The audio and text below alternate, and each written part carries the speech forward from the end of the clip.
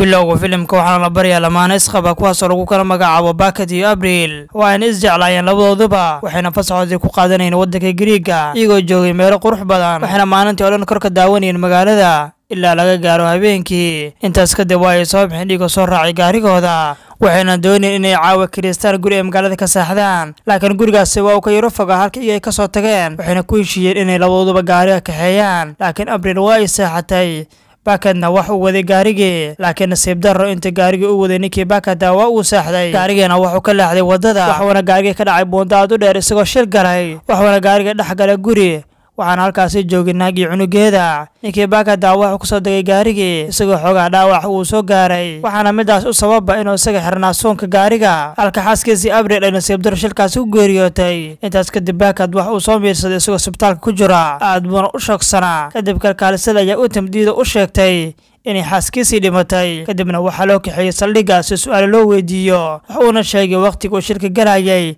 inay halkaasi joogeen naag iyo cunugeeda wuxuuna codsaday in haweeneydaasi cunugeeda la hubiyo caafimaadkooda laakiin askariga ayaa u sheegay in gaarigan uu shil galay sanado badan ka hor macquulna maaha in la ogaado dadkii halkaasi joogay Bakad markuu hadalka askariga maqlay waa uu aamini waayay intaas kadib waa uu soo baxay isagoo soo aaday gurigiisa intii uu soo socdayna wax uu soo mariyay halkii ay shir ku galeen isaga iyo xaaskiisa oo xaaskiisii ku dhimatay kadibna wax uu dareemayaa murugo badan haweeney ay halkaas ugu timid iyadoo bilowday inay xabad ku soo rido Bakadna waa uu ka cararay haweeneydii intaas kadib waxaa halkaas yimid askariga isaga su'aalaha weydiinayay askariga ayaa sheegay inay dhacday isfaham la'aan markii uu soo baxayna askarti ayaa bilaabay inay isaga soo dabagalaan inkastoo askarta ay ujeedadooda ahayd inay gebi ahaantiisba ninkaan Bakada ay dilaan aan ku xusay daawadayna socodsi muuqaalka oo laagari muhiim ay noo tahay haddii aad nagu cusub tahay nagu soo biir balse markii uu soo baxayna waa xabad ka soo dabiradii askariga isagoo dhaawacay laakiin waxa uu suurto gashay ninkii Bakada inuu halkaas ka soo baxsado meel dheer ayuuna ka soo booday inta uu baxsanayay man uusan ogeyn ninkii askariga ayaa haweeneydii sababta isugu dayeen inay isaga dilaan intaas kadib waxa uu helay gaari xamuula gudaha ayuuna u soo galay gaarigii isagoo habeenkii halkaasi seexday subaxdii markii waaga uu bareynay nimankii gaariga lahaa ayaa halkaas ugu yimid ninkii Bakadana waa uu soo kacay markuu nimanka arkeen aad ba u naxay nimankiina waxay isku dayeen inay markaana fahmaan laakiin waa ay fahmi waayeen maxaa yeelay iyaga ma yaqaanaan ku hadalka luqadda Ingiriishka marka laga reebo hal qof oo kaliya waa ina soo waday ninkii Bakada wax uuna soo raacay mid kamid ah nimankii isagoo markaas keenay gurigiisa waxaana bilaabay ninkii inuu ka duuba dhaawac isaga loo geystay waxaana markaana damcay inuu siiyo telefoon si uu markaana cidiisii ula xiriiro laakiin si lama filaan ah waxa goobtaas soo gaaray booliiskii kuwaas oo raadinayay ninkaan Bakada ninkii guriga iska lahaa waa uu baxay isagoo aaday banaanka waxaana markaana weydiiyay ninkii Bakada laakiin ninka ayaa sheegay inuusan arkin ninkii Bakada balse booliiska arkaas ma rumaystaan waxaana markaana soo galeen guriga si ay gurigan u baaraan laakiin ninkii Bakada ayaa ka soo booday daaqada isagoo halkaas ka soo cararay sidoo soo cararay waxa markaana soo gaaray meel duur ah oo reer markaas ay ku ganacsanayeen reerkana waxay ku hadleen luqadda Ingiriishka laakiin haweeney ka mid ah dadka halkaas joogay ayaa wuxuu ku codsanayaa telefoon inay markaan u dhiibto isagoo markaas u waco safaaradda Mareykanka safaaradii markii uu wacayna wax uu sheegay dhibaatada isaga qabsatay waxaana u sheegeen safaaradii inay markaan isaga caawin doonaan laakiin waa inuu sugaa hal maalin oo kaliya teleefankii ayaa uu celiyay haweeneydii isagoo markaas u mahad celiyay kadibna waa uu soo baxay isagoo markaas soo dhaqaajiyay sidoo markaan u soo socday waxa ugu dambeeyay uu soo tagashay inuu soo gaaro xarunta tareenada waxaana tareenadaasi ku gaari karaa magaalada ay ku taalo safaaradda Mareykanka maadaama ay magaalada xoogaa ka fogeyd waxaana ninkii Bakada xoogaa sugaya tareenkii intaas kadibna waxa uu soo raacay tareenka laakiin waxa soo ag fariistay askariga isaga su'aalaha weydiinayay askariga ayaa markaas u sheegay in isaga aad ugu fududaato in isaga soo daba raaco waxaana u yimid reerka isaga caawinayay kaas isaga telefoonka siinayay waxaana bilaabay inaan dirdiro reerkii ilaa iga sheegaan meesha aad adiga aaday waxaana ii sheegay inaad soo aaday xarunta tareenada Bakada ayaa markaas ku dayay inuu halkaan ka baxsado laakiin askariga ayaa weeraray isagoo bilaabay inuu garaaco rakaabkiina waxa uu sheegay in qofkan uu yahay dambiile uuna doonayo inuu halkaan ka baxsado waxaana markaana doonay inuu geeyo saldhigga askariga ayaa markaana wuxuu isku dayay inuu toogto ninkii Bakada laakiin ninkii Bakada waa u isdifaacay markaas ay xabadii wixii ku dhacday lagu hayay sargaalka Bakada ayaa markaana wuxuu suurto gashay inuu ka baxsado tareenkii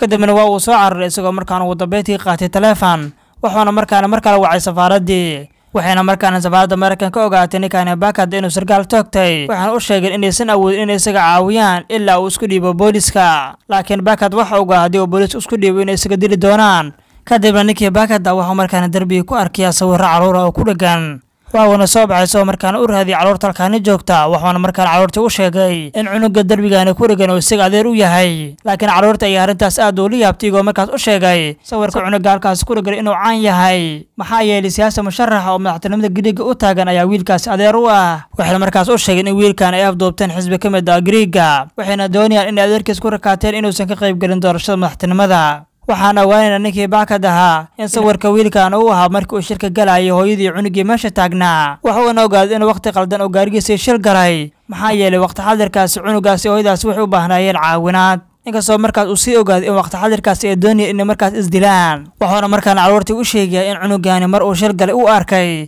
isaga iyo hooyadiisa waxaana markaana ka codsaday carruurtii inay markaana ka caawiyaan siduu ku gaari lahaa safaaradda Mareykanka laakiin carruurtii ayaa soo waday laakiin intaysan carruurtii wadinba waxaa halkaasi ku arkay haweeney booliis ahayd taas oo isaga ceersanaysay isla markiiba si degdeg ayaa wax ugu dhuumanaya gaarigii isagoo gaariga gadaashiisii galay haweenadii booliiskeeda ayaa markaas carruurtii waxay weydiinaysaa ninkii laakiin carruurta ayaa markaas u sheegay inuu iyagu u yimid uuna halkaani ka tagay isla markiiba gaariga ayaa markaan degdeg u soo kaxeen iyagoo halkaas kasoo dhaqaajiyey laakiin markay gaarigii soo dhaqaajiyeen ninkii baakad ayaga waxay kasoo saareen gadaasha dambe iyagoo markaasi siiya cabitaan isagoo markaas ku dejiyo wayna la hadleen waxaana markaas u sheegeen inay jiraan mudaharaadyo lagu taageerayo wiilkii la afduubtay sababtoo cunugaasi waa midka kaliya ay badbaadin kara Giriigga haddii la helana wax badan ayaa fududaan doona waxayna markaas u sheegeen inay meel kasta joogaan ciidan iyagoo markaas baabuurta baaraya maxaa yeelay waxaa maqan cunugaasi baabuurka ayuu ku degay isagoo markaas ku dayay inuu halkaani ka baxsado iyadoo aysan ogaanin booliiska intaas kadib wax uu soo gaaray tarinkii maraya dhulka hoostiisa waa uuna soo fuulay isagoo markaas usoo dhammaystira safarkiisii uu ku aadayay safaaradda markii uu markaana tarinkii ka soo degay waxuu markaana meel kasta ku arkaya booliiska waxaana markaasi damcay isagoo aamusan inuu halkaani ka baxsado laakiin in booliis oo halkaasi taagna ayaa arkay isagoo markaasi qabtay waxuuna markaasi ka taagay toori laakiin si mucjiso ayaa ugu suurta gashay inuu halkaasi ka baxsado laakiin dadka halkaasi jooga ay ka codsanayaan inay markaasi geeyaan safaaradda Mareykanka runtii dadka qaar ayaa caawiyey iyagoo markaasi geeyay safaaradda Mareykanka markii uu geeyay safaaraddii Mareykanka waxa ugu dambeyntii uu dareemay inuu ammaankiisa sugan yahay kadibna waxaa halkaas ugu yimid sarkaal lagu magacaabo Stephen isagoo markaas u sheegay inay markaas reen meydkii xaaskiisa saacado ka hor waxaana markaas qabanqaabinayaan inay markaan meydkaas asturaan laakiin ninkii baakada ayaa markaas u sheegay sarkaalkii in iyo tan markii uu shilkii galay oo ka bixi laayahay dhibaato isaga haysata maxaa yeelay waxaa meel walba ka ceersanaya booliiska Stephen ayaa markaas u sheegay in arrintaasi sax tahay booliiskan adiga waxay ku raadinayaan si qarsoodi ah sidoo kalena booliiska waxay saad ku sii raadiyeen markii ninkii askariga dacagta ka toogatay askariga Stephen wuxuu sidoo kale u sheegay inuu markaan isku dhiibo booliiska Giriigga si ay markaas u caawiyaan waxaana uu sheegay inuu markaas u diri doono saaxiibkiisa ka tirsan booliiska soo markaas kaaga ilaaliyo musuqmaasuqa kadibna ku geeyo safaaradda si aad dib ugu laabato wadankaaga waxa kale uu sheegay askariga Stephen inuu isaga raaci doono ilaa uu ka dhameysto baaristiisa dhabaantii labaduba waa ay soo dhaqaajeen si ay markaas u gaaraan saldhigga laakiin baakad wax uu dareemay inay wax qaldan yihiin runaantii muddo kadib Stephen wuxuu isku dayay inuu koronto ku qabto laakiin ninkii baakada waa iska difaacaya isagoo markaas korontadii ku qabanaya askariga Stephen arigoodina wax uu galay shil isagoo gaari kale ku dhacay ninkii baakadana halkaas waa ku soo baxsaday isagoo halkaas ka soo cararay sidoo markaan u soo socday wax uu garan waayay meel uu aado waxaana markaas soo xasuustay carruurtii mudaharaadka ay u sheegayeen dadka ayaa markaana wax u weydiinaya goobta ku dhacay mudaharaadka laakiin dadkii way fahmayeen hadalkiisa laakiin isla markii waxa ku daba jiray ninka Stephen kaasoo wata askartiisa ninka baakadana waxa markaan imaanaya dabaqaad u dheer isagoo markaan ugu dambeyntii dabaqii ka soo boodaya laakiin waxaa dab cararay ninka Stephen isagoo doonaya inuu gacanta ku dhigo laakiin ugu dambeyntii ninka baakada waxa markaan soo dhaxgalaya mudaharaadayaal isagoo markaan mudaharaadayaalka isku soo dhaxqarinaya ninka baakada sidoo markaan u soo socday waxa markaan ka hor imaanaya ninka Stephen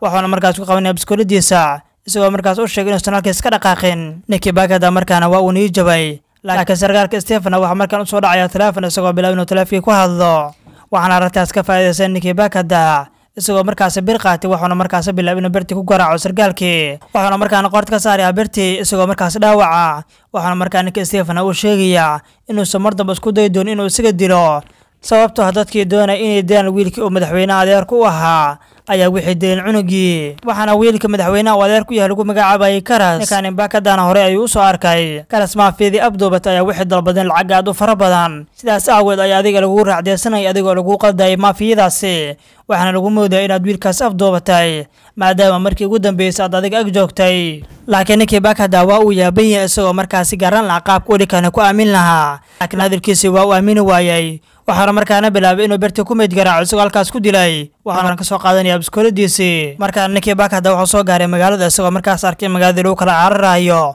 waxaana markaana arkay naagtii booliiska taasoo isaga doonaysa inay isaga disho bilowgii filimka waxaana markaana ogaaday in gaariga uu la saaran yahay askariga isaga wareersanayay kaasoo isagana doonaya inuu dilo waxaana weerar ku soo qaaday labadoodii isagoo markaas doonaya inuu askarigaas gabaantiisba dilo isla markiiba wuxuu markaana qabanaya haweeneydii isagoo markaas ku dhahaya maxay tahay sababta aad u doonaysa inaad arag ii disho askarigeena midaas uu ka faa'iideystay isagoo halkaas ka baxsaday laakiin ninkii Baakad ayaa markaan soo dabagalay askarigii isagoo markaas doonaya inuu qabto. Markaan ninkii Baakad ayaa wax isku soo tuuraya dhismaha u dheer, waxaana markaan kusoo dullacaya baabuurkii uu saaraa ninka askariga ahaa. Askariga ayaa markaan qabtay isagoo markaas bilaab inuu garaaco ilaa askariga uu ku miirbeelo. Laakiin waxaa kaas u yimid caruurtii caawinayay mid ka mid ah, waxaana markaan isku dayay inuu caawiyo saaxiibkiisii ay hore isku barteen. Dadkii ayaa markaas bilaab inay gaarigii baaraan iyagoo markaas gaariga dibdiisii furaya. Ugu dambeyntii waxay markaan gaari ka soo saareen wiilkii yara ee Karios, kaas oo adeer ku ahaa madaxweynihii tartamayay. waxaana madaxda sababtay in ugu dambeyntii cunugii gacanta lagu dhigay oo tuguda oo dhan ku xayahayd askartii. waxaana markaan halkaas ku dhammaanay filimkii.